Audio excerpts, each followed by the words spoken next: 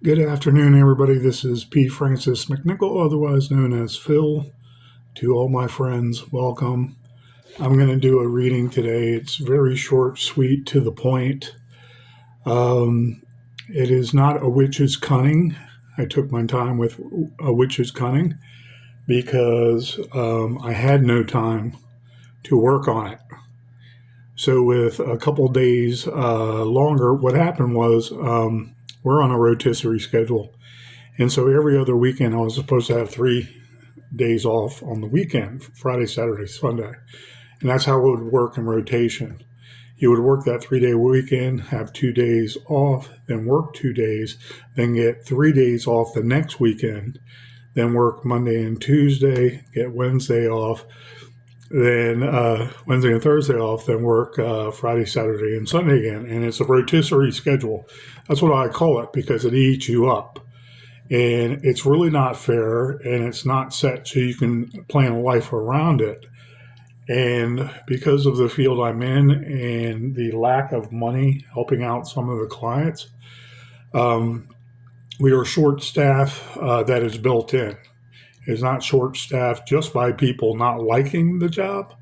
It is short staff because they cannot put a fifth or sixth person in a group home setting, which costs more money, make it 8-hour shifts, pay everybody 40 hours a week. Unfortunately, it's now, 36 hours? I forgot how it works out. It's either 36 hours a week and then the next week is 44. So you get some overtime differential for that. But they're 12-hour shifts. However it works out, I can do all the counting later. And it's not important. But when I was working on A Witch's Cunning, I was reading someone's post, and what I do is, and I admit that this sounds scurrilous or it sounds like it's not polite, but when I receive a lot of notifications by people putting everybody on it with a hashtag, and I get notified and they post something, it might be writers related or writing related, but it's nothing that has to do with me. And then when I start sending things to the groups, okay, over 300 groups on Facebook, what happens is after about 20 now, I get blocked from that and they all get recorded, redlined, and they stack up in my face page, okay, when I'm looking on the stream, so to speak, okay, or my wall or everything that's going on. I forgot what they call it, the terminology. Everybody's posts that go on there, okay? And it's upsetting because I do a good poem I'm happy with and proud of. And I want to get my name out there with other writers, but maybe there's people that are in the industry that think I have more to say and maybe the same content, but better, especially when it's worked with an editor. I know what's expected of me, and I give them many pitches about real life experience. Okay. There's some really confounding and dumbfounding stuff. Okay. And perplexing and interesting and mysterious and heart wrenching. Okay. All the different euphemisms you can think of. I lived, and I look forward to writing some of those truer stories. So I would like my name out there. And it just doesn't happen on Facebook anymore. It really doesn't. So when I was busy doing this rotisserie schedule, I switched one weekend for some days in the week, and I got slammed with all my weekends, like 3 weekends in a row, 3-day working days. And myself, I was upset about it because I didn't think about it all the way. I was just trying to be helpful. And I'm like, no, I got to get back to Phil and do his regular schedule, and then everything else be overtime so that I can sustain a happy lifestyle. It didn't happen this with the holidays. Okay, since Thanksgiving, it did not happen. I had 1 or 2 overtime days when I should have had 7 or 8. Okay, and my opposite pair, she lucked out on the holidays and it had to work. One day I took off this past week and I rearranged it for Thursday because I was sick. Tuesday when I was off, I felt it coming down from the Monday the day before, and then Wednesday I took off because I finally broke a sweat Wednesday morning. But anyways, you have to make time to make art, and I enjoy allocating my time the best I can. The problem is there are projects that are bigger than just sitting down and writing one time at one setting. So when I was doing A Witch's Cunning, I read somebody else's post, and I don't remember if it was where a lady contacted me because I did a poem real quick, and I was doing it off away from the comment section.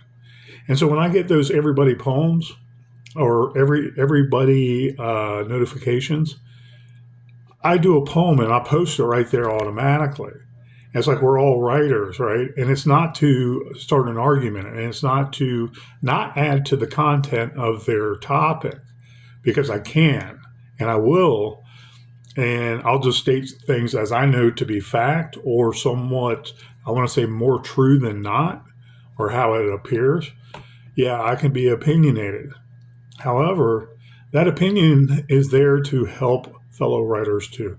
The more, like owning guns, I love guns. The more people that own guns and are responsible, the safer we are. It's just a fact. Well, the same thing goes for writing. The more people learn about writing, the more skills they get, the more historical context they put in their souls about the world we live in, then they become better writers. And I like that because I want to be the best writer. It doesn't mean I don't want a lot of writers there to improve their game too. I want more writers so the actual art of writing comes back. Okay, there's many people that write brilliantly out there. I get that. There's many readers out there. I get that too. But there is a lot of loss from that reading and that skill and that different art by seeing digits that invoke and evoke images in our mind about real life occurrences and drama and comedy and horror. Okay, that it's all on a phone now. I know I'm guilty of it. I watch movies from Tubi on my phone. I'll just sit there sometimes and watch a good movie, and I'm like, that was interesting. There's a lot of bad ones too. I spend time on my phone doing all my poetry. Every poem I've done, I have done on my phone. And no one for a Blood Red Sea, my compilation of most of my poems, I've done all of them on my phone. No one can say that as an artist. If they can, perhaps they're indigent. Perhaps all they can afford to stay employed is own that phone and punch in some things occasionally because they can't afford a computer. I afforded a computer when things were going good with $3,000 a paycheck. Now I don't have that luxury. I have to budget everything. But for years, I've only dabbled in poetry on my phone and my short game too. I've done most of my short game in the last 3 years. I'll just say all the last 3 years on my phone. Compiling all that in a Blood Red Sea, the poetry ensemble, no one can say that. No one can say that, especially with the editing, the time involved. I just want to say, without the lack of resources, posting it to a medium, working on it, going back and forth with the different, I want to say, different windows or different writing fields, okay? And doing it on Facebook at one time, or doing it on an email and then transferring it to Facebook, looking at a better window on Facebook so you can make your corrections. Hardly anybody can say that they've done that exclusively, okay? Especially editing things like Trill of the Red Robin, also a full novel about COVID and the loss of my friends. And I'm proud of that. I'm proud of that because I don't want a big hooked up computer system with Wi-Fi. And I do that until the time is right where I do another project. A Blood Red Sea poetry ensemble is paid for. Trill of the Red Robin, a COVID story, is paid for. And eventually the disappeared horror compilation is paid for and published. I have a computer here. It's not hooked up to anything. There's no modem. It's straight writing for me. And I can write on here. I wrote Trill of the Red Robin on this computer right here. I'm proud of it. It was a low-cost job. I get it. But it was brilliant work, and I'm so proud of it because it came from my heart. I am not going to sell it short. I am not going to self-publish it ever again until, I want to say, I see a dividend come back, and it gets, especially Trill of the Red Robin, it gets its just desserts for how that was written, what the content was about, the true nature of what transpired with COVID and our intellectually developmentally disabled client consumer patients and individuals, and how they lost out. Some died. A lot died. Actually, half of our community at Rappahannock Rapidan, which is now Encompass Community Service Board of Virginia. It's just a fact. So anyways, I read this lady's post, and I think some words or what she was writing about astrology. It wasn't necessarily about astrology, but some of the words were making a reference to that in psalmists, like Psalms in the Bible. And whatever it was I read, I don't think it was hers, but I'm not sure. And all this imagery poured out of my mind into my lower id where my soul felt touched. And I remember this feeling before only twice in my life. And that kind of trauma, if not drama, if not one of those things where you're kind of detached and you feel a kind of veil come over you, like you need that buffer because you're kind of like dead to what just transpired. I wrote chasm, and I told this story before, maybe a long time ago. I was at a homeless shelter, and because I chewed tobacco, a lot of the black people inside the shelter didn't like the fact that I went out back. While everybody was smoking, I was spitting off in the grass, minding my own business. Okay, there was a partition too, like a mezzanine, okay, in a pavilion where they would smoke and they'd be protected by from the weather. And I would go mind my own business, and they acted like I was easy game because I was post-surgery. And so all of a sudden, they said, after a week or two there and I couldn't work, they said, "Oh, you have tobacco. You can't do that on the premises anymore. Only smokers are allowed out back." So I couldn't chew tobacco inside either. Couldn't smoke inside, of course. And they said, "You have to go to the front, across the parking lot of this homeless shelter establishment." And there was a bus stop there, a public bus stop. And they said, "You have to go to that to use your tobacco." And I was like, "Really?"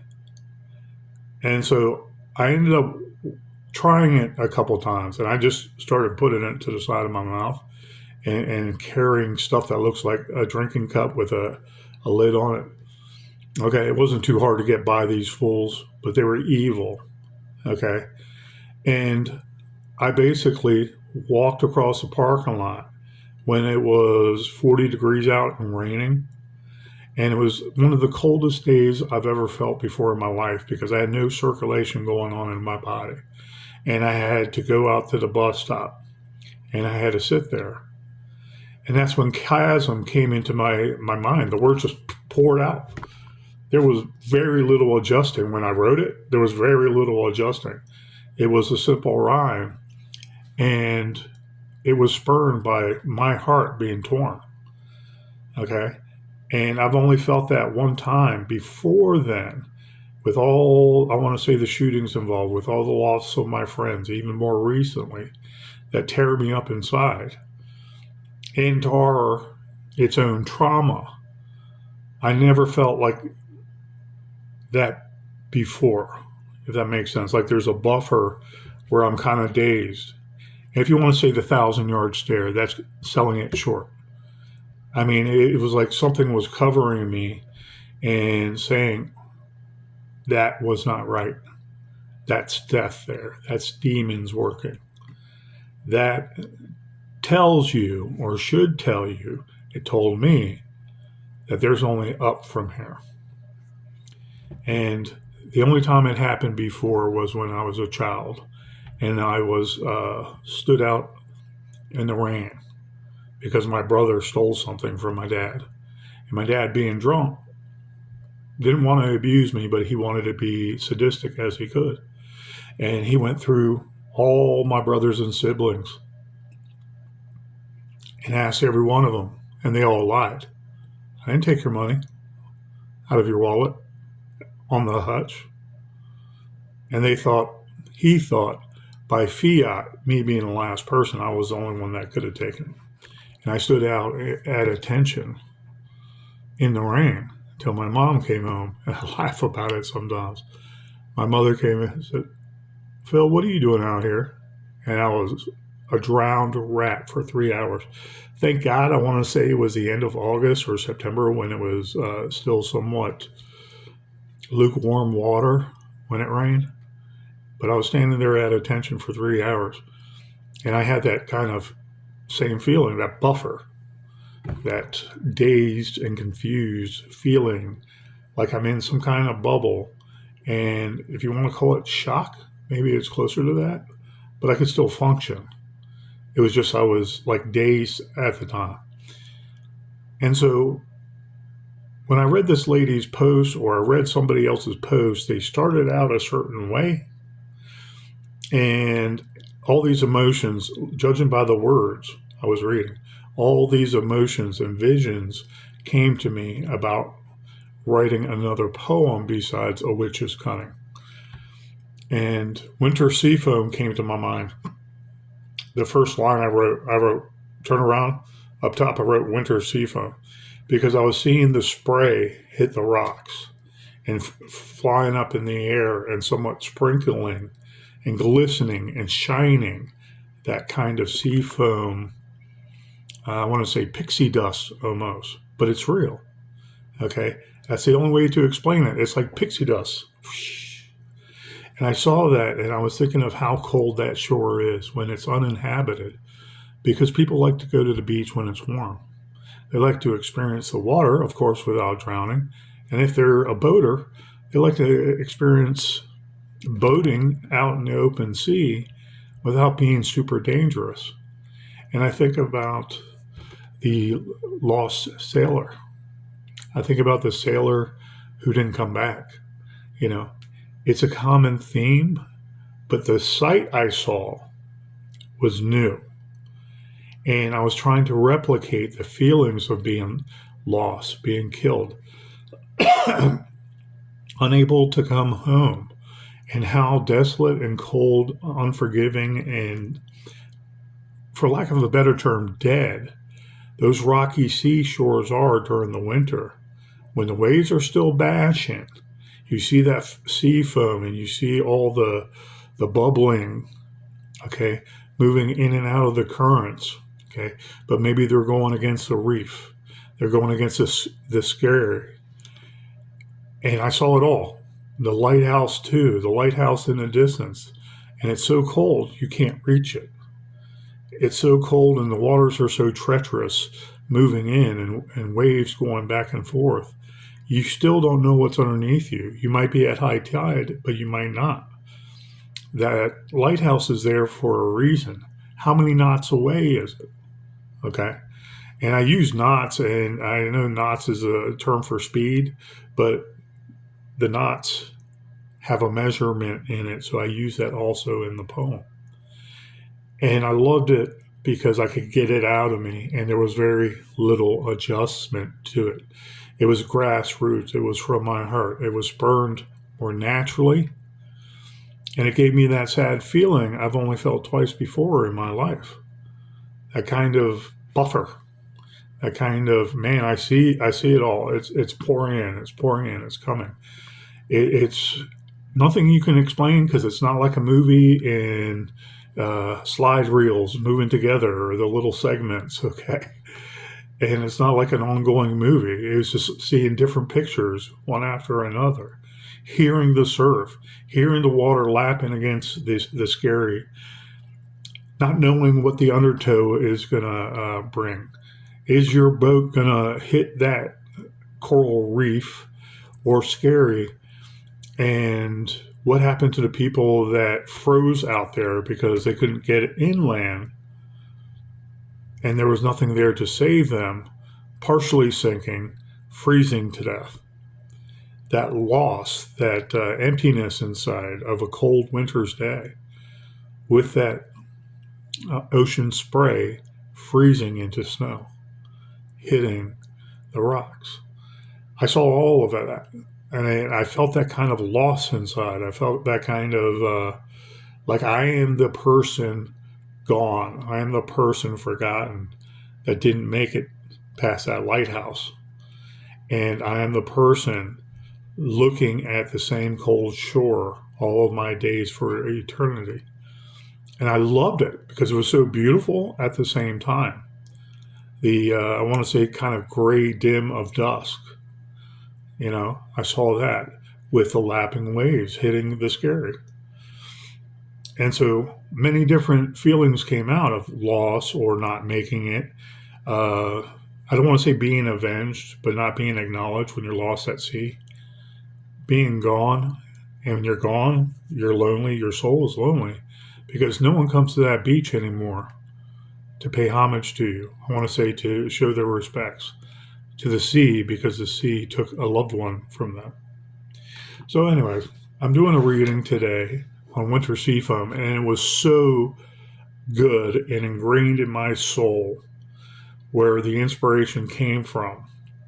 Reading some choice words of that fellow poetess or poet.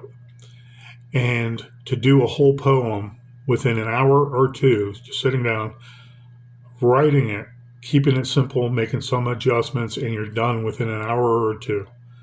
And focusing on that because you want it to be beautiful like you see. It's kind of like giving birth to a poem. It's like you want it to be as perfect as possible and give that poem the right to life, so to speak, and to be enjoyed by everybody. So that was the inspiration for Winter Seafoam. And please excuse me as I adjust this. It's not a long poem. It's posted on Facebook. I did, I don't know what happened with an apostrophe on nor'easters, okay, showing possession. So I corrected that on my mushrooms or shrooms writers group. Everybody's welcome to that. Shrooms as in like psychedelic shrooms. And I put a nice bright pink carnation there because it's beautiful, and I want to use that same picture of that pink carnation and in the disappeared and future short work when it's published. That's in the disappeared because there's like 15, I think, short horror stories in there with the some of the assorted early poetry I did. Okay. Winter Seafoam by P. Francis. Whisper in the winter silence, please show me the way. Fill my soul full of gold, with a broken harp you play. Sway in ravish souls, a lighthouse knots full of dim. Skerry of remorse I course, on a nor'easter's icy whim. Waving when you fly far above, and soar on high or cry. As I follow trouble's grave, a lowly knave sulking by. Snow floats cold, heart's gone and a sweet hymn forgot. Gloat with a fallen dream of me, reminiscing all in naught. Promises broken, held tight on a reef of no return. As words lay unspoken, love where a sea foam burns. Home far stars are shown, as castles bob in glee, sinking in the skies of a deep mariner's agony. Time heals all wounds, errant surf in an arctic char, as the seagulls spar below the starlight Minotaur. Glide, never one to love, travails of an anchor true. High tides drowning hopes, whisking cold lips to you. In the spray ice turns a snow, an impostor often tread. As a winter's whisper regales a heart of frost I bled. The end. That was Winter Seafoam. And the writing, the technique is kind of vague, the way I wanted to do this. And I wanted it to kind of offset common, everyday, modern English with some more theatrical words, some poetic verse, and the style to, I want to say, slow it down and kind of twist it. I'm reminded of, Monty Python's Flying Circus, the Monty Pythons, the group of actors that do comedy, much older than me. I was a kid when they were in their prime, 30s and 40s, and a few of them, I think they all died off. But they were very funny in their English, and they had English accents. And they would make fun of their English accents, historically speaking, doing different period work, like their knights at the round table, or their gallant king,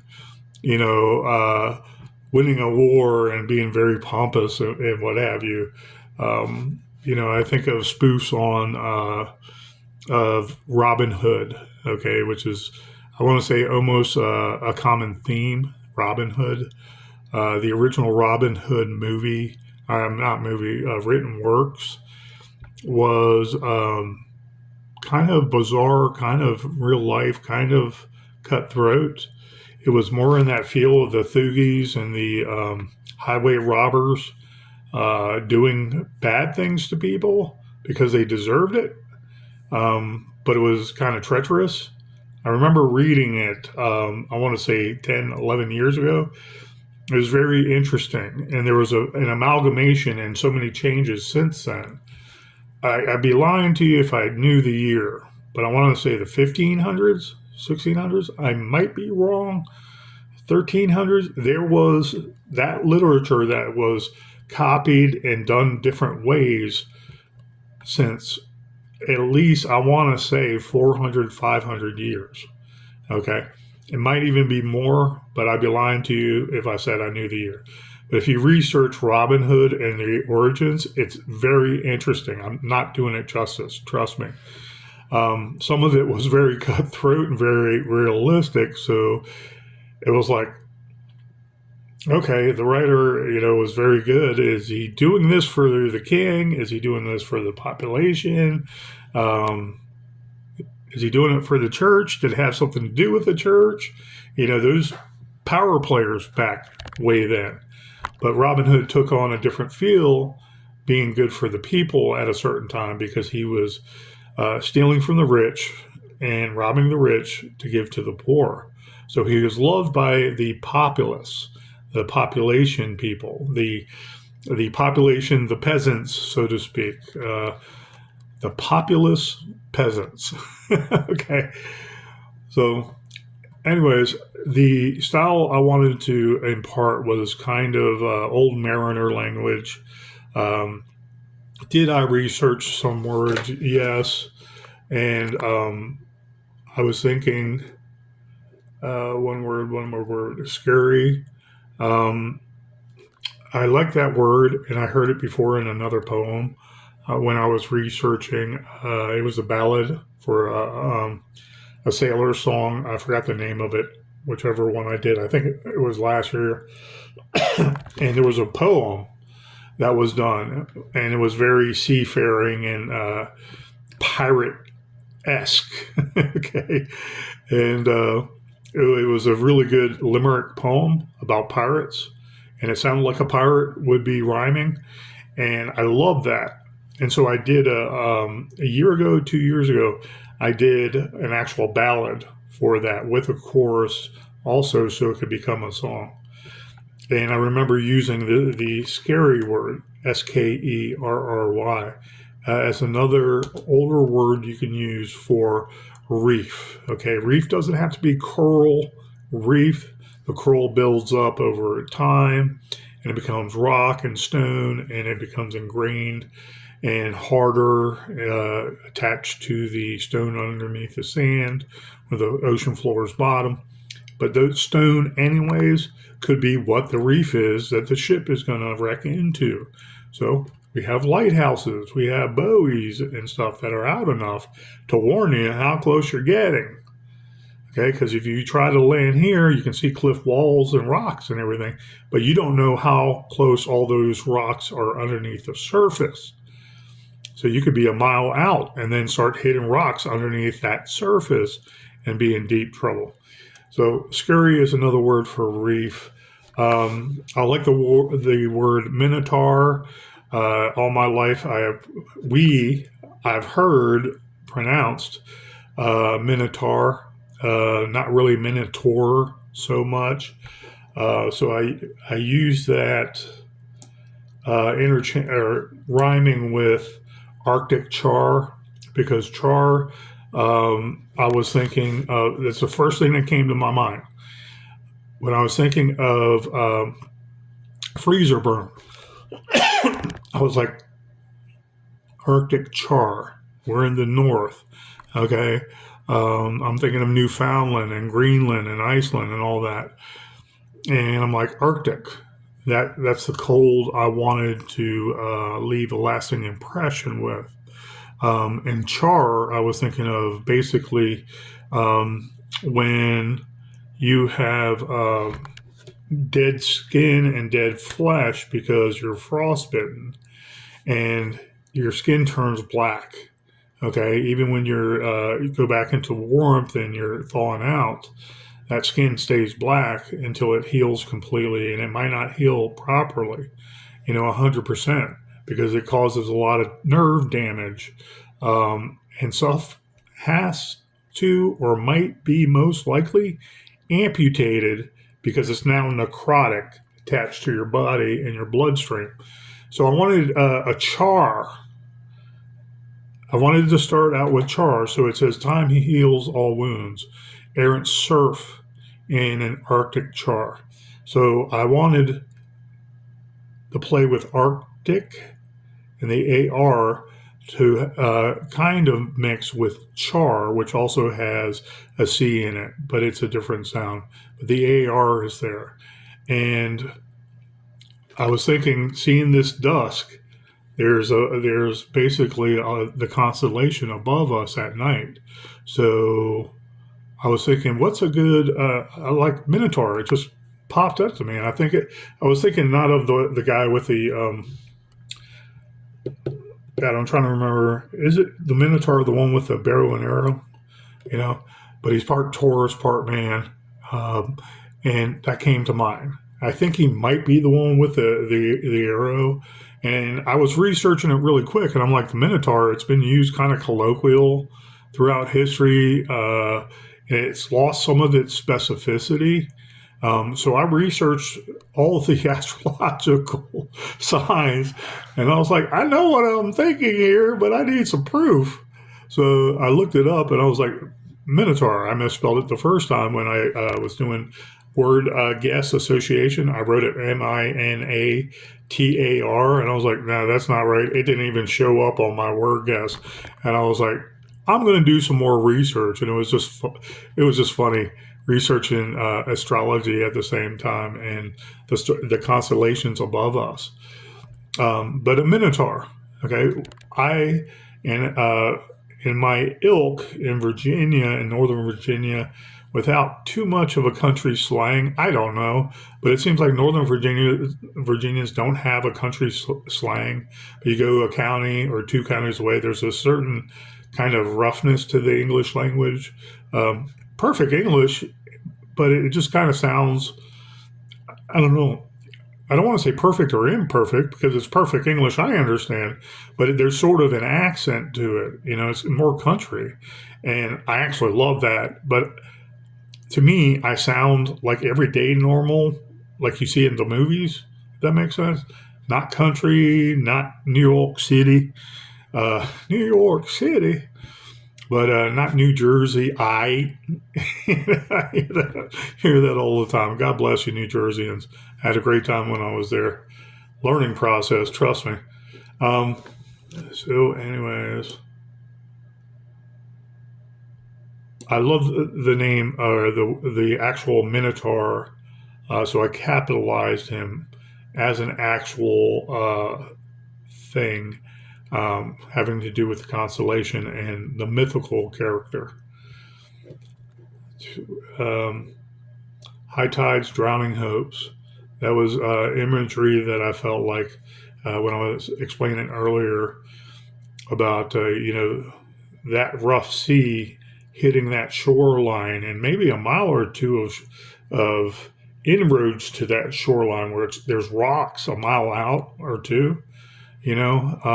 Drowning hopes because those waves, those rocky waves and the cold swells and squalls are going to basically push a ship or a person in a boat to those and basically wipe out any dreams because they would then perish.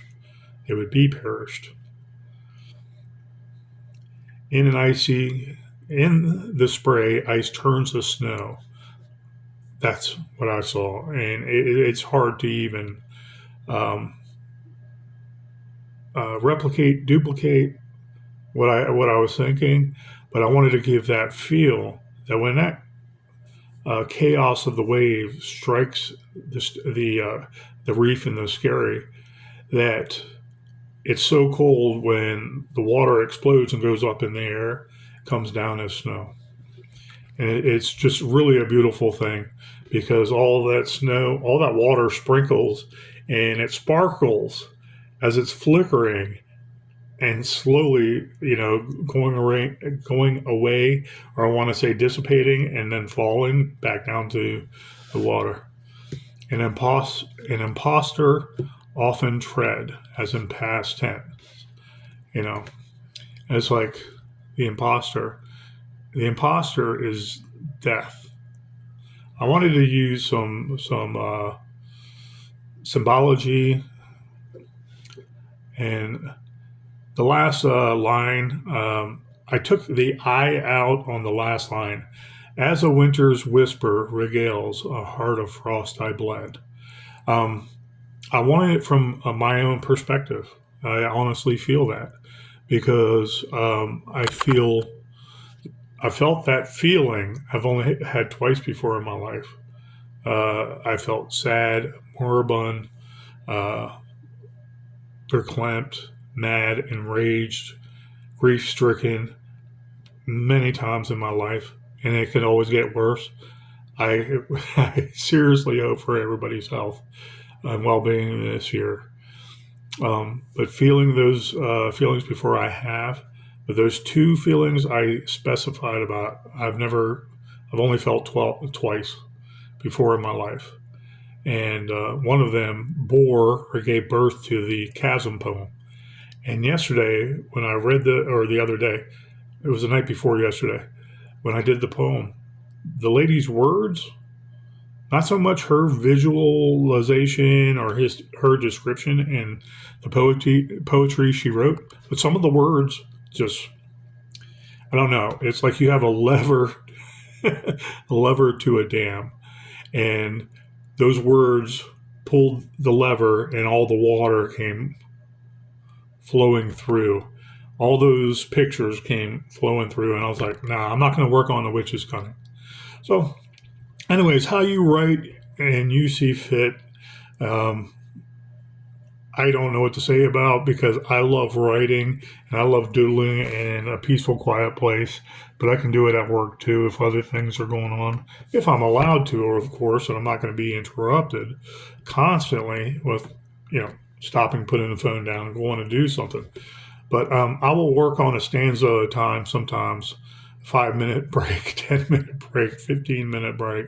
And sometimes when there's downtime, I'll just doodle and do quite a few stanzas. But it was nice to sit for an hour or two and actually do Winter Seafoam, because that's me. That's how I feel whole. That's how I feel alive.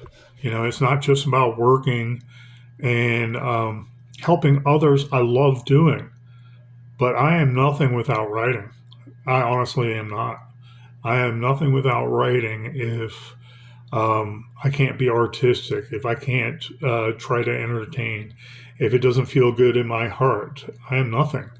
I love authoring and I love poetry now, because I study more, and I'm using some learning techniques, or what I've learned using some enhancement techniques in writing poetry, but I'm not married to it per se, like knowing all the stanzas and stuff.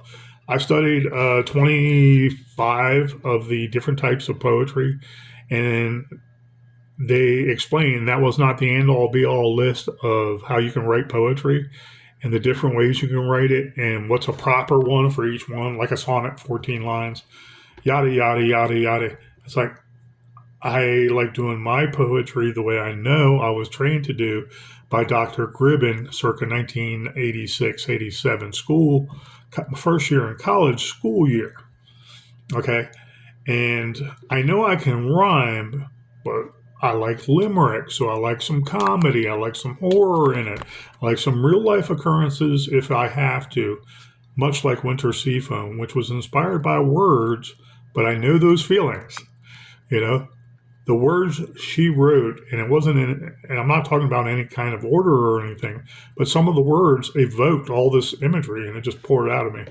So that was Winter Seafoam, and I hope you enjoyed that. Always make time to write. Jot down a great rhyme scheme if you feel it in your head, and have no problem putting it in a text queue and texting it to yourself. Have an ongoing email. Put your own email on top of your email so it only sends to you, but leave it in a draft and jot down those things and then build upon it. These are just little techniques that authors and poets, they're walking down the street, they see something, and it might not have anything to do with the rhyme, but it invokes or evokes a feeling, and those rhymes come out, and then, like, they're brilliant. It's like, I got to write that down. It might not be part of the total art yet, but you can add to it. You can add to it and build upon it. And if that poem, rhyme, stanza, or couple verses, couple lines were that good, then improve it more, and you have a winner. Especially when it came from your heart. It comes from a life experience. No one should judge you. No one's going to judge you. But that is the beauty of poetry, because it's life. So, God bless you guys. Please have a great weekend. I was monitoring the news earlier about Venezuela, and it's like, people don't understand why we like Trump. They don't understand because he's the right man to always protect us. And I hope there's more leaders in our future for the next generations that never forgot it. Because I remember back in those times of Jimmy Carter and our family starving and the alcoholism and no jobs. I want to say the economy sucked, and there was not that many jobs, even in Northern Virginia. And then Reagan came along, and it was like, yeah, a year or two, I get that, before the economy picked up. But he worked with Congress, and when everything was enacted by 1982 to 83 and 84, 84 was just a juggernaut for growth and more jobs. And I wasn't starving anymore as a child. And people just don't know until they experience it themselves with an Obama and Biden and thinking they're getting something when they're not I want to say researching the facts and why it might not be a good idea to go this direction. And then don't be so judgmental when other people are saying, no, this direction seems a little better because we've been here before. I'm not trying to be judgmental or hateful to you, but let's hope for the best for all of us because someone cares about protecting all of us first. The world being in peace is great. That's what I would like to see. Everybody would like to see that. But we need to be protected first and our loved ones protected more than anything. That's MAGA. Say what you want, call us haters, I don't care. They're lies. We're not racist, we're not haters.